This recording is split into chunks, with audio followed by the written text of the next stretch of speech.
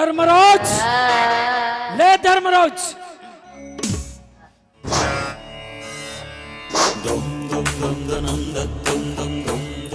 ಯಾರು? ಓಹೋ, ನೀವಾ? ಎಸ್ ಸರೋಜಾ, ಎಸ್ ನಾನೇ, ಈ ಊರ ಗರ್ಭ ಶ್ರೀಮಂತ ನಂಜೇಗೌಡ. ಹೌದು, ಅಂದ ಮೇಲೆ ನಿನ್ನ ಗಂಡ ನಿನ್ನ ಮಾವ ಎಲ್ಲಿಗೆ ಹೋಗಿದ್ದಾರೆ? ಅವರು ಹೊರಗಡೆ ಹೋಗಿದ್ದಾರೆ. ಬನ್ನಿ ಗೌಡ್ರೆ, ಕುಳಿತುಕೊಂಡು ಮಾತಾಡುವಿರಂತೆ. ಕುಳಿತುಕೊಂಡು ಮಾತನಾಡುವುದೇನಿದೆ ಸರೋಜಾ? ನೀನು ಹೂ ಅಂದರೆ ನಿನ್ನ ಹೂ ಮಂಚದ ಮೇಲೆ ಮಲಗಿಕೊಂಡು ಮಾತನಾಡಬೇಕೆಂಬುದೇ ಈ ನಂಜೇಗೌಡನಿಗೆ ಆಸೆ. ಅಂದ್ರೆ ನಿಮ್ಮ ಮಾತಿನ ಅರ್ಥ? ಅರ್ಥ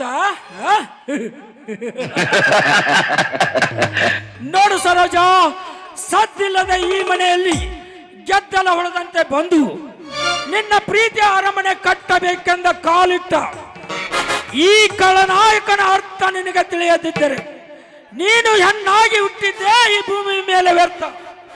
ಲೋಕಾಮುಖ, ನನ್ನ ಪ್ರೀತಿ ಅರಮನೆ ಕಟ್ಟುವ ಗೆದ್ಗೆಳ ನೀನಾಗಿ ಬಂದ್ರೆ ನಿನ್ನ ಕೊಚ್ಚ ಹಾಕೋ ಘಟ ಸರ್ಪ ನನ್ನ ಗಂಡ ಆಗಿ ಬರ್ತಾನೆ. ಹುಷಾರ್. ಗಂಡ? ಸರೋಜಾ, ಅವನಲ್ಲೇ ನಿನ್ನ ಗಂಡ. ಈ ಬ್ರಹ್ಮಾಂಡಕ್ಕೆ ನಾನೇ ಪುಂಡ ಪ್ರಚಂಡನಾಗಿರುವಾಗ ಆ ನಿನ್ನ ಗಂಡನ ರುಂಡ ಕಡಿದು ನಿನ್ನಂತ ಗರತಿಗೆ ನಾ ಮಿಂಡನಾಗಿ ಬೆರೆಯುತ್ತಿದ್ದರೆ ಸರೋಜ, ನನ್ನ ಹೆಸರು ನರಹಂತಕ ನಂಜೇಗೌಡನೇ ಅಲ್ಲ. ಲೋ ನೀಚ, 1000 ಮಂದಿ ನಡು ಸಪ್ತಪುತಿ ತಿಳಿದು ನನ್ನ ಕೊಳಗೆ ತಾಳಿ ಕಟ್ಟ ಗಂಡನಿರುವಾಗ ನನಗೆ ಮಿಂಡನಾಗ್ತಿರಿ ಅಂತ ಬೊಗಳ್ತಾ ಇದೆಯಲ್ಲ. ಈ ಕ್ಷಣದಲ್ಲೇ ಗಂಡುಗಲಿ ಪುಂಡ ಹುಲಿ ಎನಿಸ್ಕೊಂಡಿರುವ ನನ್ನ ಗಂಡ ನಿನ್ನ ರುಂಡವನ್ನೇ ಹಾರಿಸ್ತಾನೆ. ಈ ಊರು ಗಜೇಂದ್ರ ಎಂಬುದು ಮಾತ್ರ ಮರೆಯಬೇಡ ನೀನು. ಎಚ್ಚರ. ಸರೋಜ, ನನಗೆ ಎಚ್ಚರ ಹೇಳುವ ಹುಚ್ಚು ಹೆಣ್ಣೆ. ಪುಂಡ ನಿನ್ನ ನನ್ನ ಗುಂಡಿಗೆ ಕೊಲ್ಲುವ ಗಂಡು ನಾನಿದ್ದೇನೆ, ನೀನು ಎಚ್ಚರ. ಲೋ ಕಾಮಂತ, ನಿನ್ನಂತ ಕಲಿಯುಗದ ಕಾಮುಕರಿಗೆ ಸೆರೆಗೆ ಹಾಸೋದಕ್ಕೆ ನಾನೇನು ನೀತಿಗೆಟ್ಟ ಹೆಣ್ಣಲ್ಲ. ಒಳ್ಳೆ ಮಾತಿಂದ ಹೇಳ್ತಾ ಇದ್ದೀನಿ, ಹೊರಟೋಗು. ಹೊರಟು ಹೋಗಲು ಬಂದಿಲ್ಲ ಸರೋಜ, ಹೊರಟು ಹೋಗಲು ಬಂದಿಲ್ಲ. ಈ ನನ್ನ ಕಣ್ಣಿನಲ್ಲಿ ಕಂಗೊಳಿಸುತ್ತಿರುವ ಲೇ ಸರೋಜ, ಈ ನಿನ್ನ ದೇಹ ಸೌಂದರ್ಯವನ್ನು ನೋಡಿ ಎಂದು ನಿನ್ನ ಶೀಲದ ಬುತ್ತಿಯನ್ನು ಬಿಚ್ಚಿ ಅದನ್ನು ಕಚ್ಚಿ ಸಂಯೋಗಕ್ಕಾಗಿ ಬಂದಿದ್ದೇನೆ, ಶರವೇಗದ ಸರದಾರನಾಗಿ. ಲೋ ನರವ್ಯಾಗ ಸರ್ದಾರ ನಾನೆಂದು ದ್ರೌಪದಿ ಮೇಲೆ ಮನಸ್ಸು ಮಾಡಿದ ಕೀಚಕನ ಸ್ಥಿತಿ ಏನಾಯ್ತು? ಅದರಂತೆ ಮೇನಕೆ ಮೇಲೆ ಮನಸ್ಸು ಮಾಡಿದ ಆ ಭಸ್ಮಾಸುರನ ಗತಿ ಏನಾಯ್ತು ಅಂತ ಸ್ವಲ್ಪ ಚೆನ್ನಾಗಿ ವಿಚಾರ ಮಾಡು. ಅದಲ್ಲದೆ ಈ ಶೀಲವತಿಯ ಬುದ್ಧಿಯನ್ನು ಬಿಚ್ಚಿ ಸೀಲೆಗೆಡಿಸಿದ ಬಂದಿದ್ದ ನಿಜವಾದ್ರೆ ಈ ಸಮಾಜದಲ್ಲಿರುವ ವೀರ ಗರತಿಯರು ನಿನ್ನನ್ನು ಮಾತ್ರ ಸುಮ್ಮನೆ ಬಿಡೋದಿಲ್ಲ ಕಣೋ. ವೀರಗರತಿಯರು ಎಲ್ಲಿ ಅಡಗಿ ಕುಳಿತಿದ್ದಾರೆ ಈ ನಿನ್ನ ಸಮಾಜದ ವೀರಗರತಿಯರು? ಅಂದು ರೊಚ್ಚಿಗೆದ್ದ ರಾವಣ ಆ ಸೀತೆಯನ್ನು ಹೊತ್ತು ಒಯ್ಯುವಾಗ ಎಲ್ಲಿ ಅಡಗಿ ಕುಳಿತಿದ್ದಾರೋ ಈ ನಿನ್ನ ಸಮಾಜದ ವೀರಗರತಿಯರು? ಅಷ್ಟೇ ಏಕೆ ಸರೋಜ, 1000 ಜನರ ನಡೆದ ಸಭೆಯಲ್ಲಿ ಆ ದ್ರೌಪದಿಯ ಸೀರೆ ಸೆಳೆಯುವಾಗ ಎಲ್ಲಿ ಅಡಗಿ ಕುಳಿತಿದ್ದರು ಈ ನಿನ್ನ ಸಮಾಜದ ವೀರಗರತಿಯರು? ಸರೋಜ, ಹೆಚ್ಚಿಗೆ ಮಾತನಾಡಿ ನನ್ನ ಕೋಪವನ್ನು ಪಿತ್ತನೆತ್ತಿಗೇರಿಸಬೇಡ. ಸುಮ್ಮನೆ ನನ್ನವಳಾಗ ಬೇಡಿ ಶ್ರೀಮಂತ್ರಿ, ನನ್ನನ್ನೇನು ಮಾಡಬೇಡಿ. ನೀವು ಬೇಡ್ಕೋತೀನಿ, ನನ್ನನ್ನು ಬಿಟ್ಬಿಡಿ. ಸರೋಜ, ಬಿಟ್ಟು ಬಿಡುತ್ತೇನೆ, ಬಟ್ ಒನ್ ಕಂಡೀಷನ್. ನಾನು ಹೇಳಿದ ಹಾಗೆ ನೀನು ಕೇಳಿದರೆ ಮಾತ್ರ ನಿನ್ನನ್ನು ಬಿಟ್ಟು ಬಿಡುತ್ತೇನೆ.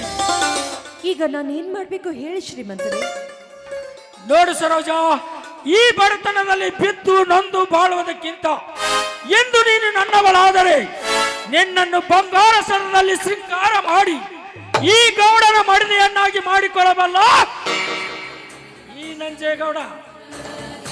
ಹೌದು, ಇವರು ಹೇಳುತ್ತಿರೋ ಮಾತು ನಿಜವಿದೆ.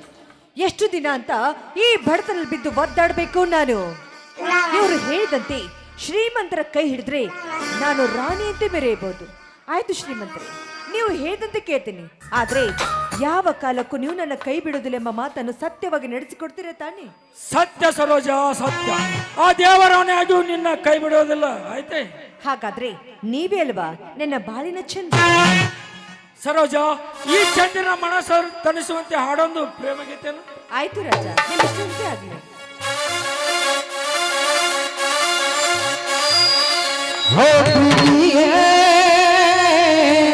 I love you. Oh, pretty, I love you.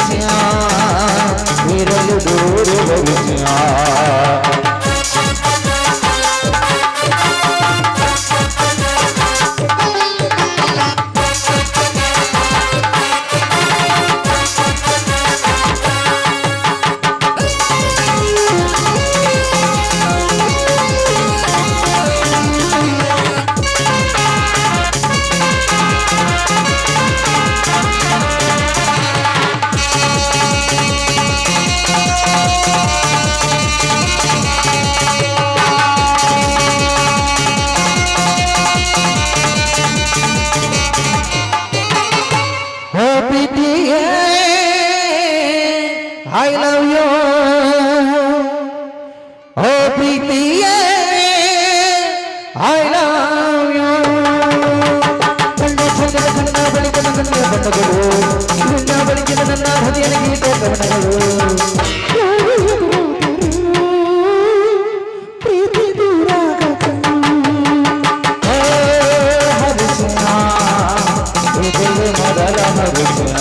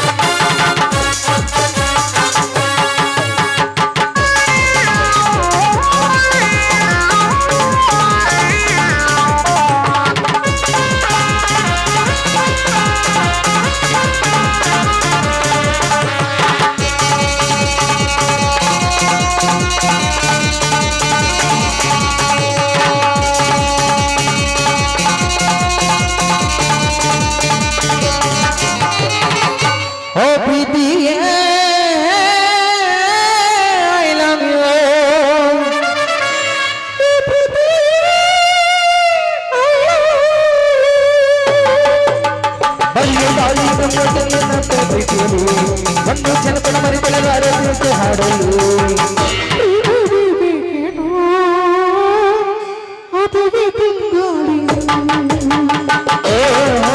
ಹರಿಸಿನ ಇದುವೇ ಮೊದಲ ಹರಿಸಿನ.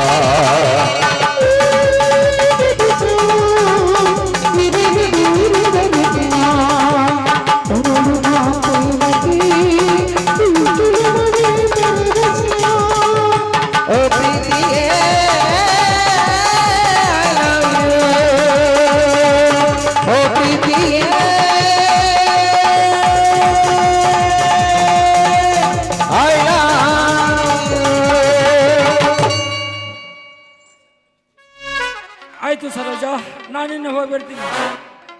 ಟಾಟಾ.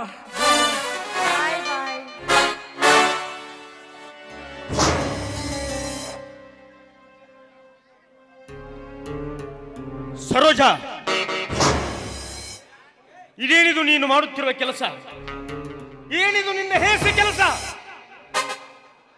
ಯಾಕೆ ಮಾವ ಇಷ್ಟೊಂದು ಕೋಪ? ನಾನೇನಂತ ಕೆಲಸ ಮಾಡಿದೀನಿ ಅಂತ?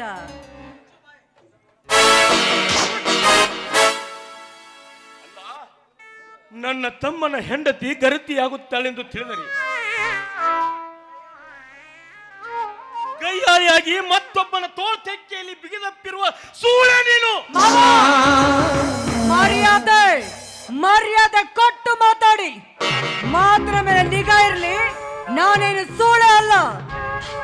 ಏನಂದೆ? ಹಾದಿ ಬಿಟ್ಟ ಹಾದರದ ಹೆಣ್ಣೆ. ದೇವರಂತ ನನ್ನ ತಮ್ಮನ ಕಣ್ಣಿಗೆ ಮಣ್ಣೆರಚಿ ಈ ಊರ ನಂಜೇಗೌಡನ ಜೊತೆ ನಿನ್ನ ಪ್ರೀತಿ ಬೆರೆಸಿ ಕರಸವಾಡುತ್ತಿದ್ದೀಯಲ್ಲ, ಇದೇನು ಸೂಳಿತನ ಅಲ್ಲವೇ? ಮಾವ, ಇಲ್ಲದ ಸಲ್ಲದ ಅಪವಾದ ನನ್ನ ಮೇಲೆ ಒರೆಸಿ ನನಗೆ ಈ ರೀತಿ ಸಾವಿಗೆ ಗುರಿ ಮಾಡಬೇಡಿ. ನಾನೇನಂತ ಕೆಲಸ ಮಾಡಿಲ್ಲ. ಬೇಕಾದ್ರೆ ನಿಮ್ಮ ಹೆತ್ತ ತಂದೆ ತಾಯಿ ಮೇಲೆ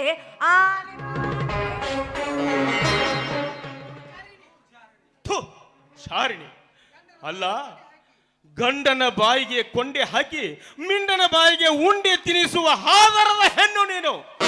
ಅಲ್ಲ, ಈ ಗೌಡನ ಜೊತೆ ಸರಸ ಮಾಡುವುದನ್ನು ನಾನೇ ಕಣ್ಣಾರೆ ಕಂಡಿದ್ದೇನೆ. ನೀನು ನನ್ನ ಹೆತ್ತವರ ಹಾನಿ ಮಾಡ್ತಾ ಇದೆಯಲ್ಲ, ಇನ್ನೊಂದು ಸಾರಿ ನನ್ನ ಹೆತ್ತವರ ಹಾನಿ ಮಾಡಿದರೆ ನಿನ್ನ ಕುತ್ತಿಗೆ ಹೆಚ್ಚಿಗೆ ಕೊಂದು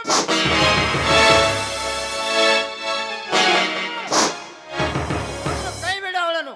ಏನಾಗಿದೆ ನಿನಗೆ? ಹೋಯ್ತ್ರಿ, ನನ್ನ ಮಾನ ಮರ್ಯಾದೆಲ್ಲ ಹಾಳಾಗಿ ಹೋಯ್ತು. ನೀವು ಸರಿಯಾದ ಸಮಯಕ್ಕೆ ಬರ್ದೇ ಹೋಗಿದ್ರೆ ಇಷ್ಟೊತ್ತಿಗೆ ನಿಮ್ಮ ಅಣ್ಣ ನನ್ನ ಶೀಲವನ್ನೇ ಹಾಳು ಮಾಡ್ಬಿಡ್ತಾ ಇದ್ರು. ಸರೋಜ, ಏನು ಹೇಳುತ್ತಿರುವೆ ನೀನು?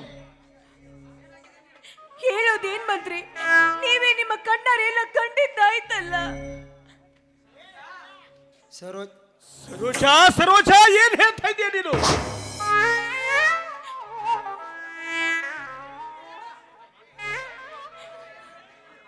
ಸರೋಜಾ, ಏನು ಹೇಳುತ್ತಿರುವೆ ನೀನು?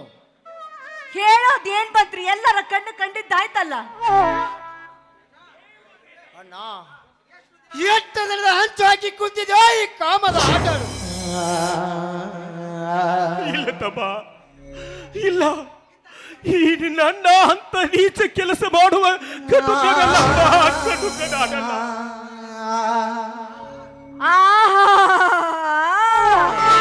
ಮಾಡೋದೆಲ್ಲ ಮಾಡ್ಬಿಟ್ಟು ಈಗ ತಮ್ಮನ ಮುಂದೆ ಎಷ್ಟೊಂದು ಚೆನ್ನಾಗಿ ನಾಟಕವಾಡ್ತಾ ಇದೆ ರೀ. ಇವನ್ ಮಾತನ್ನ ನಂಬೇಡ್ರಿ, ಏನ್ ತುಂಬಾ ಸುಳ್ಳು ಹೇಳ್ತಾ ಇದ್ದಾನೆ. ಇಲ್ಲ ತಾಯಿ, ಇಲ್ಲ. ನನ್ನ ತಮ್ಮನಿಗೆ ಏನೇನು ಹೇಳಿ ನನ್ನಿಬ್ಬರ ಕರುಳ ಸಂಬಂಧ ಹರಿದು ಹೋಗಬೇಡವ. ನಿನಗೆ ಕೈ ಮುಗಿದು ಕೇಳ್ತೀನಿ. ಲೇ ಧರ್ಮರಾಜ್, ಎಂದು ನಿನ್ನ ಹೆಂಡತಿ ಸತ್ತಳು ಅಂದ ನನ್ನ ಹೆಂಡತಿ ಮೇಲೆ ಕಣ್ಣು ಹಾಕಿದೆ ಅಂದ ಹರಿದು ಹೋಯ್ತು ಈ ಅಣ್ಣ ತಮ್ಮಂದರ ಸಂಬಂಧ. ಇಂದಿನವರೆಗೆ ನೀ ನನ್ನ ಅಣ್ಣಲ್ಲ, ನಾ ನಿನ್ನ ತಮ್ಮಲ್ಲ. ಮೊದಲು ದಾಟಿ ಮನೆ ಬಿಟ್ಟು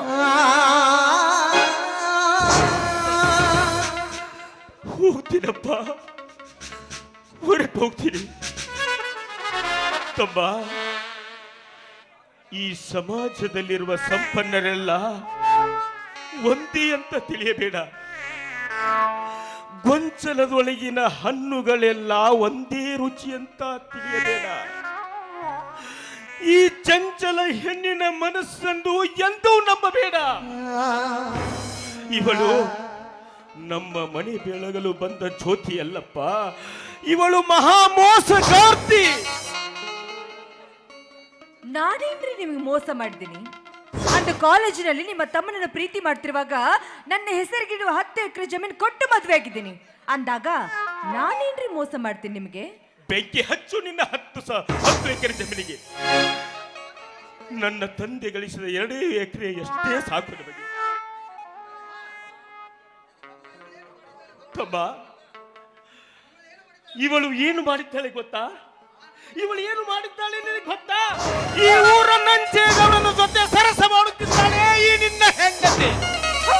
ನೀತಿ ಕೆಟ್ಟವಳೆ, ನೀನ್ ಮಾಡಿದ ಹೊಲಸು ಕಾರ್ಯವನ್ನು ಪಾಪ ಏನು ಅರಿಯದ ನಂಜೇಗೌಡನ ಮೇಲೆ ಹಾಕ್ತಾ ಇದೆಯಲ್ಲ. ನಾಚಿ ಆಗೋದಿಲ್ವಾ ನಿನ್ನ ಹೆಸ್ ಜನ್ಮಕ್ಕೆ? ಏನೇ ಹಾದಿ ಬಿಟ್ಟ ಹಾದರದ ಹೆಣ್ಣೆ ಅಲ್ಲ, ನನಗೆ ಏನೇನೋ ಮಾತನಾಡ್ತಾ ಇದೆಯಲ್ಲ. ನೀನು ಮಾಡಿದ ಹೊಲಸ ಕೆಲಸವನ್ನು ಮುಚ್ಚಿ ಹಾಕುವುದಕ್ಕಾಗಿ ನನ್ನ ಮೇಲೆ ಅಪವಾದ ಕೊಡ್ತಾ ಇದೆಯಲ್ಲ. ತಮ್ಮ, ಇವಳ ಮಾತನ್ನು ಕೇಳಬೇಡ. ಮೊದಲು ಹೊರನೂಕು ಇವನಿಂದ ಇವಳನ್ನು. ಲೇ ಧರ್ಮರಾಜ್, ದೇವರಂತ ನನ್ನ ಹೆಂಡತಿಗೆ ಇಲ್ಲದ ಅಪವಾದವನ್ನು ಹೊರಿಸಬೇಡ. ಮೊದಲು ದಾಟು ಈ ಮನೆಯಿಂದ ನೀನು. ಒಂದು ಕ್ಷಣ ಕೂಡ ನಿಂದಿರಬೇಡ.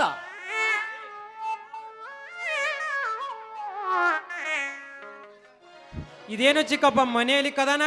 ನನ್ನ ತಂದೆ ಮನೆ ಬಿಟ್ಟು ಎಲ್ಲಿಗೆ ಹೋಗಬೇಕು? ಬಾ ಕಂದ ಬಾ. ನಿನ್ನ ತಂದೆ ಕೆಟ್ಟ ಕೆಲಸ ಮಾಡಿದಕ್ಕಾಗಿ ಮನೆ ಬಿಟ್ಟ ಹೊರಗೆ ಹೋಗಬೇಕಾಗಿದೆ. ಯಾಕೆ ಚಿಕ್ಕಪ್ಪ, ನನ್ನ ತಂದೆ ಏನೋ ಮಾಡಿದ್ದಾರೆ? ನಿನ್ನ ತಂದೆ ಈ ನಿನ್ನ ಚಿಕ್ಕಮ್ಮನ ಕೂಡ ಸರಸವಾಡುತ್ತಿದ್ದಾನೆ. ಈ ನಿನ್ನ ತಂದೆ. ಅಪ್ಪ, ಚಿಕ್ಕಪ್ಪ ಹೇಳೋ ಮಾತು ಸತ್ಯವೇ?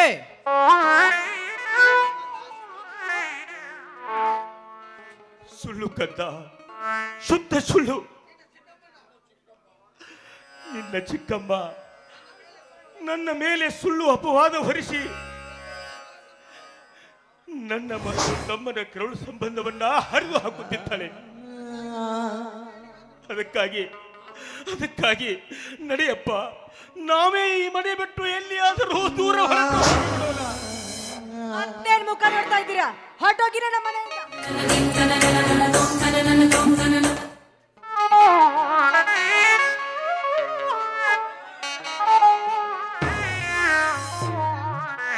ಹೋಗುತ್ತೇವೆ ಚಿಕ್ಕಪ್ಪ, ಹೋಗುತ್ತೇವೆ.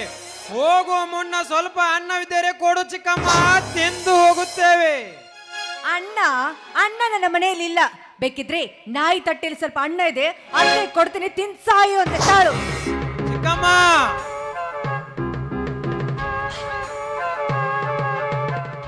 ತಗೋ ತಿನ್ನು. ಚಿಕ್ಕಮ್ಮ, ನನ್ನ ತಾಯಿ ಇದ್ದಿದ್ದರೆ ನಮಗೆ ಈ ಪರಿಸ್ಥಿತಿ ಬರುತ್ತಿರಲಿಲ್ಲ. ನನ್ನ ತಾಯಿ ನೋಡಿದರೆ ಮಶಾನಲಯದಲ್ಲಿ ಮಲಗಿರೋಳು, ನನ್ನ ತಂದೆ ನೋಡಿದರೆ ಬೀದಿಯಲ್ಲಿ ಅಲೆದಾಡೋ ಅಂತಾಯ್ತು ನಮ್ಮ ಪರಿಸ್ಥಿತಿ.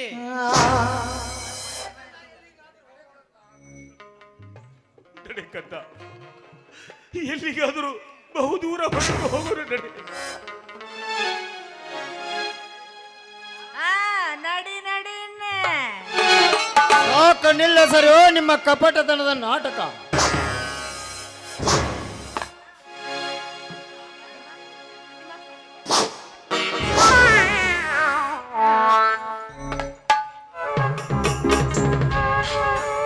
ಪಾಪನು ಹೆಣ್ಣಿನ ಋಣ. ನಡಿರೋ ಮೊದಲು ನನ್ನ ಮನೆ ಬಿಟ್ಟು ಆಚೆ. ಮಗನೇ, ಹೆಣ್ಣಿನ ಋಣ, ಮಣ್ಣಿನ ಋಣ, ಈ ಮನೆಯ ಋಣ ಇಲ್ಲಿಗೆ ತೀರಿ ಹೋಯ್ತಪ್ಪ. ಈ ಮನೆ ಅನ್ನದ ಋಣ ಹಿಂದಿಗೆ ತೀರಿ ಹೋಯ್ತು. ಹೋಗ್ತೀವಿ. ಆದ್ರೆ ನೀವಿಬ್ರು ಗಂಡ ಹೆಂಡತಿ ಈ ಮನೆಯಲ್ಲಿ ಸುಖವಾಗಿ ಹಾಯಾಗಿ ಸಂಸಾರ ಮಾಡುತ್ತೇವೆ. ನಾನು ನನ್ನ ಕಂದನನ್ನು ಕರೆದುಕೊಂಡು ಎಲ್ಲಿಯಾದರೂ ಹೋಗಿ ಭಿಕ್ಷೆ ಬೇಡಿ ಹೊಟ್ಟೆ ತುಂಬಿಕೊಳ್ಳುತ್ತೇವೆ.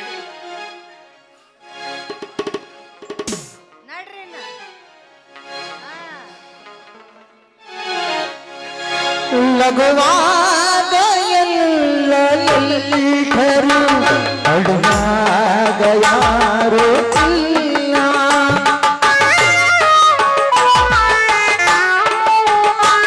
ಲಘುವಾದ ಎಲ್ಲರೂ ಅಡುಗಾಗ ಯಾರು ಇಲ್ಲ.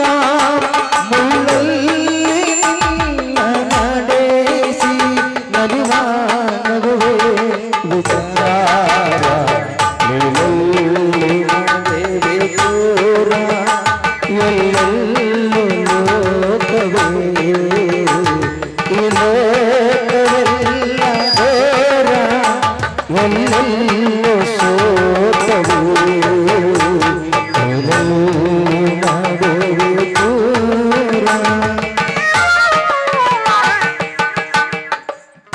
ಸರೋಜಾ, ಹೇಗೋ ನನ್ನ ಮನಸ್ಸು ನಾನು ಹೊರಗಡೆ ಹೋಗಿ ಬರುತ್ತೇನೆ. ನಿಂತ್ಕೊಳ್ರಿ. ಹೋಗೋಕ್ಕಿಂತ ಮುಂಚೆ ಈ ನನ್ನ ಮುದ್ದಾದ ಕೆನ್ನಿಗೊಂದು ಮುತ್ತಿಟ್ಟು ಒಂದು ಇಂಪಾದ ಗೀತೆಯನ್ನು ಹಾಡಬಾರ್ದೆ? ಬೇಡ ಸರೋಜಾ, ಬೇಡ. ನನ್ನ ಮನಸ್ಸು ಸರಿ ಇಲ್ಲ. ನಾನು ಹೊರಗಡೆ ಹೋಗಿ ಬರಬೇಕು. ನಿಮ್ಮ ಮನಸ್ಸನ್ನು ಹೇಗೆ ಸರಿ ಮಾಡಬೇಕಂತ ನನಗೂ ಕೂಡ ಚೆನ್ನಾಗಿ ಗೊತ್ತಿದೆ. ಮಹೇಶಣ್ಣ,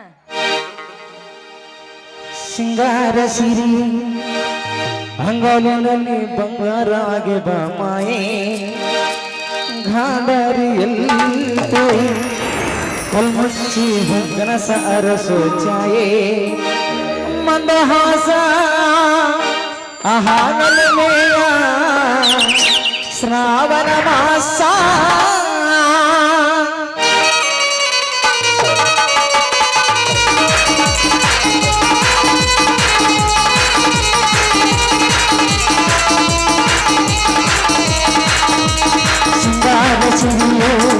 ಅಂಗಾಲಿನಲ್ಲಿ ಬಂಗಾರ ಅಗೆದ ಮಾಯೆ ಗಾಂಧಾರಿ ಎಲ್ಲೋ ಕಲ್ಮುಚ್ಚಿ ಹೊಲ್ಗನಸ ಅರಸು ಛಾಯೆ ಮಂದಹಾಸ ಆಹಾರಲ್ಲೆಯ ಶ್ರಾವಣ ಮಾಸ ಮಗನ ಮಾಯಾಗೆ ಮಹಕಮದರಲ್ಗೆ ಮಹಕಮರಲ್ಗೆ ಅತಿಥಿ ಮುಂಗರಳು ಸೋಕೆ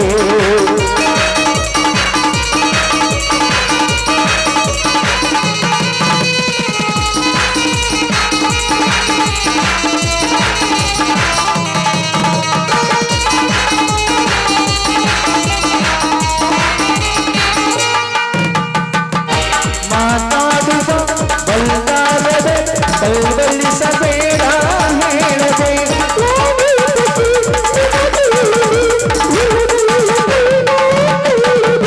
ಮಮದಾನದ ರಸಮಂಜರಿ ಒಲ್ಗೇರಿ ನಿನ್ನ ಕಾದಿದೆ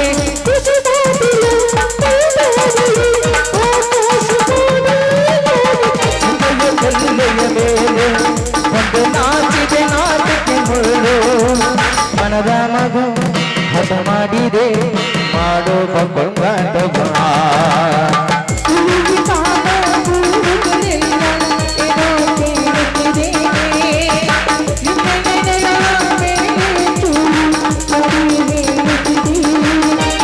ಮಂದಹಾಸ ಆಹನಲಮೇಯ ಶ್ರಾವಣ ಮಾಸ